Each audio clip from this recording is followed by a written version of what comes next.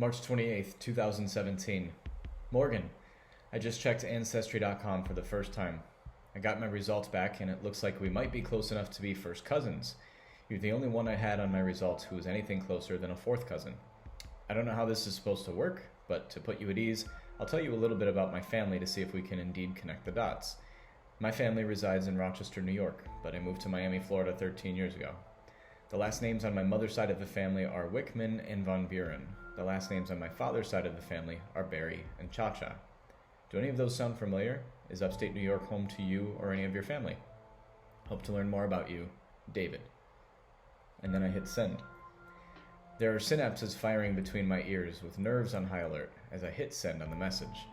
I never thought I'd be the one to spit into one of these vials and find myself at the center of a Hardy Boys family mystery. I've known the insides of the Ancestry.com website and the alleged truths of my DNA origins for minutes, and now I've been transported into the dark side of the internet to connect with a DNA stranger I've never heard of. Hellquist sounds vaguely Nordic. That's her last name. In my mind's eye, I see a woman in a parka, working at a remote fishery on the coastline of Iceland, filled halfway with Jewish blood, wondering about long-lost family in this great land of the United States, where they have cable TV. Minutes turn to hours. I'm glued to my phone. I keep refreshing the Ancestry.com homepage every few minutes. On hour 5, a green number 1 shows up over the mailbox icon on the site. There's a message. I'm guessing, hoping that it's her. And it is. Hi David, thank you for reaching out. I have to say I'm pretty surprised to find such a close match. I had my DNA done last year and didn't find anything closer than fourth cousins, just like you. So, my information might be a bit more than you bargained for. I don't want to cause any harm, but I think honesty is best. I decided to have my DNA done because my parents went through artificial insemination to have me, and my biological father was an anonymous donor. I wanted to find out about my heritage and never really expected to find a relative. I am very excited to find a match, but I'm also aware that the donation was anonymous and I would never want to make your family uncomfortable. I'm very familiar with Rochester, New York. I live about 30 minutes south of the city. I'm 31, married with 2 kids. My parents chose not to have any more children after conceiving me, so I'm an only child, but I have a large family on my mother's side. I'd imagine this is a bit shocking, as it was finding out that I had a match. I will leave it up to you if you want to stay in contact or share any more information. Thanks for reaching out, Morgan. The message hits me despite its warmth, hits me like a practical joke. I've spent the first few hours of this experience thinking it was some detached, distant experience to be had between internet cables across the sea. But her being from Rochester, New York, hits me a bit too close to home, and quite literally. This isn't a happy accident. This is in the backyard I grew up in, and it immediately feels as if it has greater implications. In front of my laptop computer in my living room, alone, I laugh nervously to myself, a reaction that feels as natural as any since a few hours earlier. What exactly does she think she knows that would prompt her to say, I don't want to cause any harm? I type her name into Facebook. Within seconds, I've gone beyond these made-up, conjured visions of a Nordic woman, and instead, I have discovered a living, breathing person who feels like she's part of me. It's the combination of DNA mixed with the Rochester roots that have sobered me and brought me into this assessment. I'm a block from the sunny shores of Miami Beach, but I've been pulled home by an internet stranger and an apparent blood relative. Her profile picture has a handful of people in it, so it's not immediately clear which one is her. But underneath the picture is her birth date, September 19th, 1985, nearly a year to the day after my birthday, September 24th, 1984. Weird. I click through her profile pictures and only find 2 close-ups. Admittedly, I can only say she looks like she could be related to me. We both share blue eyes, though it's not immediately clear who in my family she might look like. Already, though, the theories have started to form inside my head. My dad had no brothers, so I reason it was not a man on my dad's side of the family.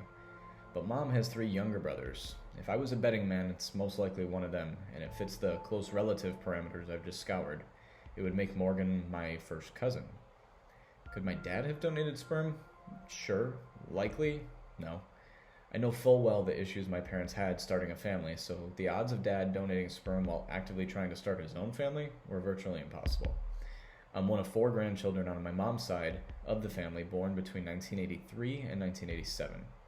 The 4 of us were born to my mom and 2 of her 3 brothers, leaving the 3rd brother as the only logical sperm donor in that window of time.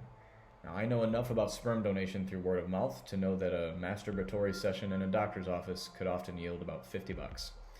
Only one of those uncles hadn't fathered a child between 1983 and 1987. It has to be him. I immediately call my mother and ask her to put me on speaker so my father can hear too. It's been just 6 hours, but I am all the way down the rabbit hole, and I'm about to take them down it with me. I read them the message I've received from this stranger named Morgan, whose biological dad is a sperm donor, relaying to them along the way this theory I've developed in the last 5 minutes. Does any of this make sense to you? I ask. Offhand, they both say no, and they also confirm that my dad never donated sperm.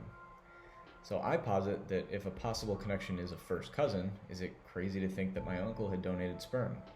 I add in more color to my theory. My uncle had left the U.S. Air Force in the mid-'80s and would have been in Rochester during that time. It seemed like he'd be an ideal candidate to fill a cup for a handful of coins now and then. I mean, it's possible, but I just don't think so, she says, asking that I don't go around asking my uncles to find out. She doesn't want to ruffle any feathers. Now, I'm more floored by the fact that neither her or my father seems interested in knowing more about this revelation. We're going to gloss over the fact that there's a maybe cousin around my age, currently living just outside of Rochester, and no one wants to play detective. I'm respectful of my parents' wishes, but I want to respond to Morgan. I want to continue our conversation regardless. And I've come up with a way to do that without disrespecting my mom's wishes. 2 days later, I send this message. As you may have imagined, that was a really unexpected message to get back. Wow. I've been on the site for a day, so like you, this was more than I bargained for. I looked more at our match details, which is filled with new language to me, and it looks like you and I have 1,509 shared centimorgans, which is a measure of how compatible your DNA is to another person. The website says 680 to 1150 equals a first cousin or a great-grandparent. 1450 to 2050 equals a grandparent, an aunt, an uncle, or a half-sibling. So we're close enough to even register as possible half-siblings. Here's what I can tell you. I spoke to my mom and explained the situation to her. She was as surprised as I was, but she asked that I not go about exploring within my own family to get the answer to this, and I'd like to respect her wishes. However, I can confirm that my father has never donated. With that said, if you have any other questions that you think I could answer, I'd be happy to. I imagine it'll take some time to unpack all of this, but if it's what we think it is, well, it's going to be interesting to see how things shake out. My best, David. As I hit send on the second message, my workday routine and deadline demands have taken a back seat to whatever it is I have landed upon, with a line drawn due north where one hadn't existed a day prior. I'm a lot of things. Naive is not one of them. I do take my mom's request to stay out of it as an attempt to protect someone. It's clear as day. And based on her reaction to me identifying one specific brother, it seems she knows that my uncle has fathered a child through sperm donation, and it's being kept secret from the family, me included, for some reason. Is it that big of a deal? I wonder. Later in the day, I can feel a pen pal relationship gaining steam through this Ancestry.com website between me and Morgan. And I can't help but feel like a method actor dropped into a TV role as a show detective and part-time therapist. What a beautiful oddity to find yourself inside a trove of substantive private dialogue with a complete stranger. Morgan responds later that day. David, let me first start out by saying thank you for the information. I completely understand that your mother doesn't have interest in poking around and would also like to be fully respectful of that. I don't have any intentions of poking and making what's already an awkward and difficult situation any harder. I am, however, curious to connect what dots we can. I'm pretty unfamiliar with the science of this kind of thing and find the way we are connected to be somewhat mysterious. I am your aunt? By the looks of your tree, your mother has 3 brothers, so one of them could have been the donor or great uncle somehow, which is what I thought. I just want to reassure you that I will be respectful of your mother and your family in this regard. That being said, you're the only relative from my paternal side, and if you're open to it, I'd love the opportunity to know one another more. I've always wanted to find out more about my genetics, but my dad was more than any girl could ask for in a father. I would never have wanted to put him in a position of being hurt or wanted him to think that I was looking for family. He passed away 2 years ago after 41 years as a paraplegic from an infection and complications due to his injury. It took some time to decide what I wanted to find out about myself.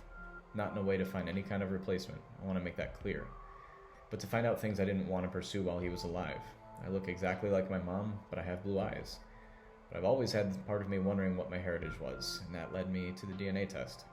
I don't want to be overwhelming. but I think by nature that's how this whole thing feels. I'm hopeful to hear back from you, and would love to know more about what you're willing to share. My best, Morgan. As I finished the last word of her reply, I breathed deeply through my nose and let out a gust of air from my mouth. Oof. On her last point, she is right. This is overwhelming, though there doesn't seem to be any other type of whelming from which we could choose.